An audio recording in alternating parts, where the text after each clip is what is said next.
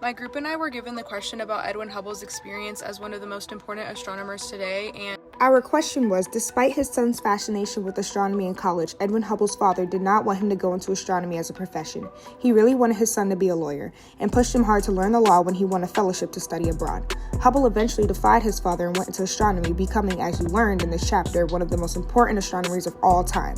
His dad didn't live to see his son's remarkable achievements. Do you think he would have reconciled himself to his son's career choice if he had?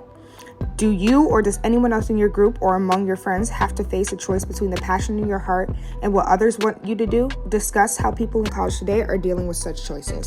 how unfortunately his dad didn't live to see his accomplishments, and how his dad also just wasn't the most supportive and wanted him to be a lawyer instead. I think that this is a really important lesson to a lot of college students who can relate to this experience, because I find that a lot of us just want to please our parents, or honestly that a lot of our parents want to live their dreams through us rather than just supporting, whatever, we're passionate about, even if it's something that they don't necessarily want to see us doing. I think that it's just important to be true to yourself and do what you really love, because at the end of the day, you could make history and you could, be really valuable, and would have never gotten there had you not stayed, true to yourself and followed a path that you were aligned with. Hi, my name is Eric. But it's hard to say for sure how Edwin Hubble's father would have reacted if he had lived to see his son's remarkable achievements in astronomy. People's perspectives can evolve over time, and seeing their loved ones succeed can often lead to acceptance and support. However, it's also possible that he might have held on to his initial preferences. Many people today still face the choice between pursuing their passions and meeting the expectations of others, including family, friends, or society.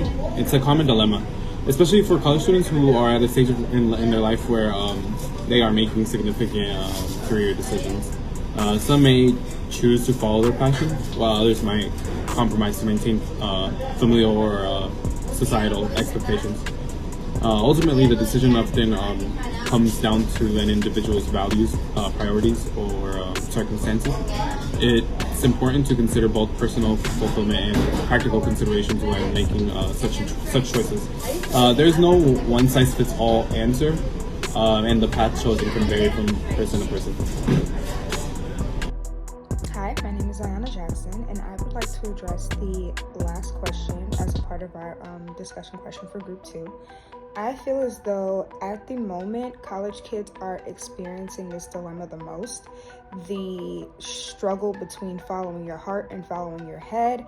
With an economy like ours, it's really hard to find a major that will ensure you that you'll get a return on your investment for college and be able to find a career that'll make you good money without it being something in tech or law or medicine. And a lot of people don't have a passion for that. Those are extremely hard and challenging majors that people often find themselves getting burnt out in. So it's really hard for college kids today to be able to find something that they have passion in that will be able to make enough to support them.